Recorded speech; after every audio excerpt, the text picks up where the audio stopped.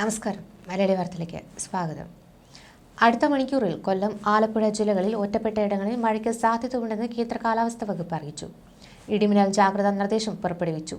കഴിഞ്ഞ ദിവസം വയനാട് ജില്ലയിൽ ശക്തമായ കാറ്റിലും മഴയിലും വ്യാപക നാശനഷ്ടമാണ് റിപ്പോർട്ട് ചെയ്തത്. കഴിഞ്ഞ ദിവസം ഉച്ചയ്ക്ക് 2 മണിയോടെയാണ് കൽപ്പറ്റ, സുൽത്താൻ ബത്തേരി, മാനന്തവാടി ഭാഗങ്ങളിൽ ശക്തമായ കാറ്റും മഴയും ലഭിച്ചത്. കേണിച്ചിറ പത്തിൽപേടികയിൽ മരം കടപുഴകി വീണ് വീടിന്റെ മേൽക്കൂരയും വാട്ടർ ടാങ്കും തകർന്നു. നാടവയലിൽ കനത്ത കാറ്റിൽ കോഴി ഫാമിലെ ഷീറ്റുകൾ തകർന്നു വീണ് 3500-ലേറെ കോഴിക്കുഞ്ഞുങ്ങൾ ചത്തു. 7 ലക്ഷത്തിന് മുകളിൽ നാശനഷ്ടമുണ്ടായെന്ന് ഫാം ഉടമ ജോബീഷ് പറയുന്നു. വിവിധ ഇടങ്ങളിലായി റോഡിൽ മരം കടപുഴകി വീണതോടെ മണിക്കൂറുകളോളം ഗതാഗതവും വൈദ്യുതിയും തടസ്സപ്പെട്ടു. കോണിച്ചിറയിലടക്കം കൃഷിയിടങ്ങളിലേക്ക് വെള്ളം കയറിയതോടെ കൃഷിനാശവും ഉണ്ടായി.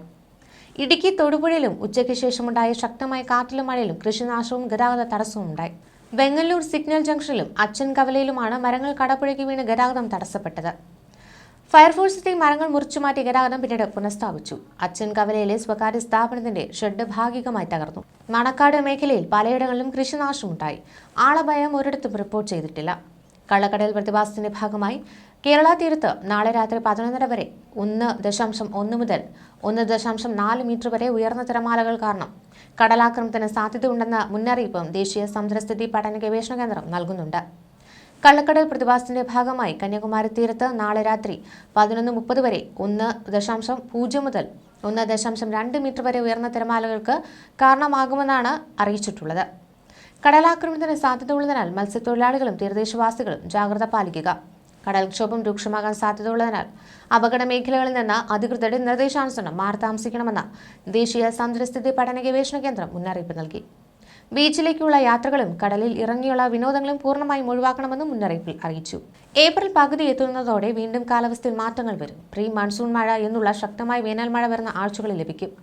ഇതോടൊപ്പം ന്യൂനമർദ്ദപാത്തി, ചക്രവാത ചുഴി, MJO ഉൾപ്പെടെയുള്ള അന്തരീക്ഷ ഘടകങ്ങളും മഴയ്ക്ക് അനുകൂലമാകും. കഴിഞ്ഞ ദിവസം ബംഗാൾ ഉൾക്കടലിൽ രൂപപ്പെട്ട ന്യൂനമർദ്ദം ഇപ്പോൾ ദുർബലമായി മധ്യ പടിഞ്ഞാറൻ ബംഗാൾ ഉൾക്കടലിൽ സ്ഥിതി ചെയ്യുകയാണ്. ന്യൂനമർദ്ദം ദുർബലമായി ചക്രവാത ചുഴിയാണ് ഇപ്പോൾ ഇവിടെ നിലകൊള്ളുന്നത്.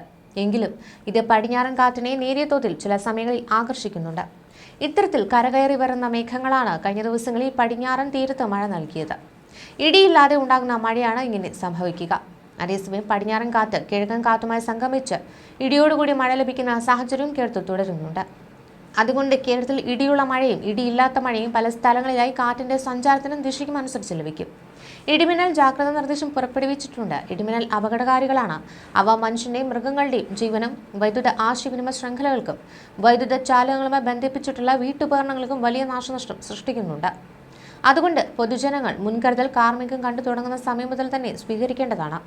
ഇടിമിന്നൽ എപ്പോഴും ദൃശ്യമാകണമെന്നില്ലാത്തതിനാൽ ഇത്തരം മുൻകരുതൽ സ്വീകരിക്കുന്നതെന്ന് വിട്ടുനിൽക്കരുത്.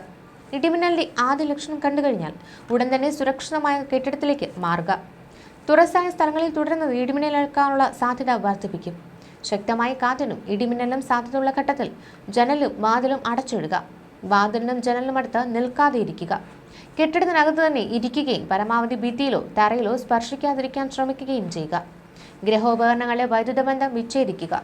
വൈദ്യുതോപകരണങ്ങളുമായുള്ള സാമീപ്യം ഇടിമിന്നലുള്ള സമയത്ത് തീർച്ചയായും ഒഴിവാക്കണം. ഇടിമിന്നലുള്ള സമയത്ത് ടെലിഫോൺ ഉപയോഗിക്കാൻ പാടില്ല. മൊബൈൽ ഫോൺ ഉപയോഗിക്കുന്നതുകൊണ്ട് പ്രശ്നങ്ങളില്ല. അന്തരീക്ഷ മേഘാവൃതമാണെങ്കിൽ തുറസായ സ്ഥലത്തും ടെറസിലും കുട്ടികൾ ഉൾപ്പെടെ കളിക്കുന്നത് ഒഴിവാക്കുക. ഇടിമിന്നലുള്ള സമയത്ത് വൃക്ഷങ്ങളുടെ ചുവട്ടിൽ നിൽക്കരുത്. വാഹനങ്ങൾ മരച്ചുവട്ടിൽ പാർക്ക് ചെയ്യുകയുമരുത്. ഇടിമിന്നലുള്ള സമയത്ത് വാഹനത്തിനകത്ത് തന്നെ തുടരുക. കൈകാലുകൾ പുറത്തിടാതിരിക്കുക. വാഹനത്തിനകത്ത് നിങ്ങൾ സുരക്ഷിതരായിരിക്കും. മിന്നലിന്റെ ആഘാതത്താൽ പൊള്ളലേൽക്കുകയോ കാഴ്ചയോ കേൾവിയോ നഷ്ടമാവുകയോ ഹൃദയാഘാതം സംഭവിക്കുകയോ വരെ ചെയ്യാം. മിന്നലാഘാതമേറ്റ ആളുടെ ശരീരത്തിൽ വൈദ്യുത പ്രവാഹമില്ല എന്ന് മനസ്സിലാക്കണം. അതുകൊണ്ട് മിന്നലേറ്റ ആളിന് പ്രഥമ ശുശ്രൂഷ നൽകുവാൻ മടിക്കരുത്. മിന്നലേറ്റാൽ ആദ്യ 30 സെക്കൻഡ് ജീവൻ രക്ഷിക്കാനുള്ള സുവർണ നിമിഷങ്ങളാണ്. മിന്നലേറ്റ ആളിന് ഉടൻ വൈദ്യസഹായം എത്തിക്കുക. ഇടിമിന്നലുള്ള സമയത്ത് കുളിക്കുന്നത് ഒഴിവാക്കണം. ടാപ്പുകളിൽ നിന്ന് വെള്ളം ശേഖരിക്കുന്നതും ഒഴിവാക്കണം. കാരണം പൈപ്പിലൂടെ മിന്നൽ മൂലമുള്ള വൈദ്യുതി സഞ്ചരിച്ചേക്കാം. ഇടിമിന്നൽ ഉണ്ടാകുമ്പോൾ ജലാശയങ്ങളിൽ മീൻ പിടിക്കാനോ കുളിക്കാനോ ഇറങ്ങാൻ പാടില്ല. കാർമേഘങ്ങൾ കണ്ടു തുടങ്ങുമ്പോൾ തന്നെ മത്സ്യബന്ധനം, ബോട്ടിംഗ് തുടങ്ങിയ പ്രവർത്തികൾ നിർത്തി വെച്ച് ഉടൻ തന്നെ അടുത്ത കരയിലേക്ക് എത്താൻ ശ്രമിക്കുക. ഇടിമിന്നലുള്ള സമയത്ത് ബോട്ടിന്റെ ഡെക്കിൽ നിൽക്കാൻ പാടില്ല. ചൂണ്ടയിടുന്നതും വലയെറിയുന്നതും ഇടിമിന്നലുള്ള സമയത്ത് നിർത്തിവെക്കണം. പട്ടം പറത്തുന്നത് ഒഴിവാക്കുക. ഇടിമിന്നലുള്ള സമയത്ത് ടെറസിലോ മറ്റു ഉയരമുള്ള സ്ഥലങ്ങളിലോ വൃക്ഷക്കൊമ്പിലോ ഇരിക്കുന്നത് അപകടമാണ്. വളർത്തുമൃഗങ്ങളെ തുറസായ സ്ഥലത്ത് ഈ സമയം കെട്ടാൻ പാടില്ല. അവയെ അഴിക്കാനും സുരക്ഷിതമായി മാറ്റിക്കെട്ടുവാനും മഴമേഘം കാണുന്ന സമയത്ത് പോകാനും പാടില്ല. ഇത് നിങ്ങൾക്ക് ഇടിമിന്നലേൽക്കാൻ കാരണമായി മാറിയേക്കും. ഇതിനിടെ വടക്കൻ കേരളത്തിന്റെ കാലാവസ്ഥാ പ്രവചനങ്ങൾ കൃത്യമാക്കാൻ ഡോപ്ലർ റഡാർ വരുന്നു. വയനാട് ജില്ലയിൽ ഡോപ്ലർ റഡാർ സ്ഥാപിക്കുന്നതിന് സംസ്ഥാന സർക്കാർ അനുമതി നൽകി. വടക്കൻ കേരളത്തിലെ ആദ്യ റഡാറാണ് വയനാട്ടിൽ യാഥാർത്ഥ്യമാവുക. സംസ്ഥാന ദുരന്ത നിവാരണ അതോറിറ്റിയുടെ ആവശ്യപ്രകാരമാണ് കേന്ദ്ര കാലാവസ്ഥാ വകുപ്പിന്റെ എക്സ് ബാൻഡ് ഡോപ്ലർ റഡാർ വയനാട്ടിൽ സ്ഥാപിക്കുന്നത്. പുൽപ്പള്ളി പഴശ്ശിരാജ കോളേജ് ക്യാമ്പസിനുള്ളിലുള്ള ഭൂമിയിലാണ് ഡോപ്ലർ റഡാർ സ്ഥാപിക്കുക. സംസ്ഥാന ദുരന്ത നിവാരണ അതോറിറ്റിയും കേന്ദ്ര കാലാവസ്ഥാ വകുപ്പും സംയുക്തമായാണ് 30 മീറ്റർ നീളവും 30 മീറ്റർ വീതിയുമുള്ള ഭൂമി കണ്ടെത്തിയത്. ഭൂമി ലീസിന് നൽകാൻ കോളേജ് മാനേജ്മെന്റ് സന്നദ്ധ അറിയിച്ചു. കാലവർഷത്തിനു മുന്നോടിയായി ഡോപ്ലർ റഡാർ പ്രവർത്തന സജ്ജമാക്കാനാണ് കേന്ദ്ര കാലാവസ്ഥാ വകുപ്പിന്റെ ആലോചന. ഡോപ്ലർ റഡാറിന്റെ 100 മീറ്റർ പരിധിയിലാണ് നിരീക്ഷണം സാധ്യമാകുക. വയനാട്ടിലുണ്ടായ വൻ ഉരുൾപൊട്ടലിനെ തുടർന്ന് കാലാവസ്ഥാ നിരീക്ഷണ സംവിധാനങ്ങളുടെ അഭാവം ആശങ്കയ്ക്ക് ഇടവരുത്തിയിരുന്നു. കേരളത്തിൽ കൊച്ചി, തിരുവനന്തപുരം എന്നിവിടങ്ങളാണ് കേന്ദ്ര കാലാവസ്ഥാ വകുപ്പിന്റെ റഡാർ സംവിധാനങ്ങൾ ഉള്ളത്. കൊച്ചിയിൽ എസ് ബാൻഡും തിരുവനന്തപുരത്ത് സി ബാൻഡുമാണ് ഉള്ളത്. കൂടാതെ കൊച്ചി കളമശ്ശേരിയിൽ കൊച്ചിൻ ശാസ്ത്ര സാങ്കേതിക സർവകലാശാലയുടെ സ്ട്രാറ്റോസ്ഫിയർ, ട്രോപ്പോസ്ഫിയർ റഡാറുമുണ്ട്. എന്നാൽ വടക്കൻ ജില്ലകളിൽ കേന്ദ്ര കാലാവസ്ഥാ വകുപ്പിന്റെ റഡാർ സംവിധാനങ്ങളുടെ പരിധിക്ക് പുറത്തുനിന്ന് വെല്ലുവിളിയായിരുന്നു. ഇതിന് വിരാമമിടുകയാണ് വയനാട്ടിൽ സ്ഥാപിക്കുന്ന ഡോപ്ലർ റഡാർ. ഇന്ത്യയിലുടനീളം കാലാവസ്ഥാ നിരീക്ഷണത്തിനും പ്രവചനത്തിനും കേന്ദ്ര കാലാവസ്ഥാ വകുപ്പ് ഉപയോഗിക്കുന്ന പ്രധാന സംവിധാനമാണ് ഡോപ്ലർ റഡാർ. മഴ, ഇടിമിന്നൽ, ചുഴലിക്കാറ്റ് തുടങ്ങിയ പ്രകൃതിക്ഷോഭങ്ങളുടെ പ്രവചനം ഡോപ്ലർ റഡാർ ഉപയോഗിച്ച് സാധ്യമാകും. രാജ്യത്തെ തത്സമയ കാലാവസ്ഥാ നിരീക്ഷണത്തിൽ റഡാറുകൾ നിർണായക പങ്ക് വഹിക്കുന്നുണ്ട്. മഴയുടെ തീവ്രത, കാറ്റിന്റെയും മഴമേഘങ്ങളുടെയും സഞ്ചാരദിശ തുടങ്ങിയവ ഉയർന്ന കൃത്യതയോടെ ഡോപ്ലർ റഡാർ പ്രവചിക്കും. SE, X എന്നീ വിവിധ ബാൻഡുകളിലുള്ള റഡാറുകളാണ് കാലാവസ്ഥാ വകുപ്പ് ഉപയോഗിക്കുന്നത്. തരംഗത്തിന്റെ ആകൃതിയിലുള്ള മാറ്റം അടിസ്ഥാനമാക്കിയുള്ള ഡോപ്ലർ എഫക്റ്റ് ഉപയോഗിച്ചാണ് ഡോപ്ലർ റഡാറിന്റെ പ്രവർത്തനം. കർണാടകയിലെ മംഗളൂരിൽ സി ബാൻഡ് ഡോപ്ലർ റഡാറിന്റെ നിർമ്മാണം പുരോഗമിക്കുകയാണ്. ഇത് യാഥാർത്ഥ്യമാകുന്നതോടെ കർണാടകത്തിന്റെ തെക്കൻ ജില്ലകൾക്ക് പുറമെ കാസർഗോഡ്, കണ്ണൂർ ജില്ലകളിലും നിരീക്ഷണ പരിധിയിൽ വരും.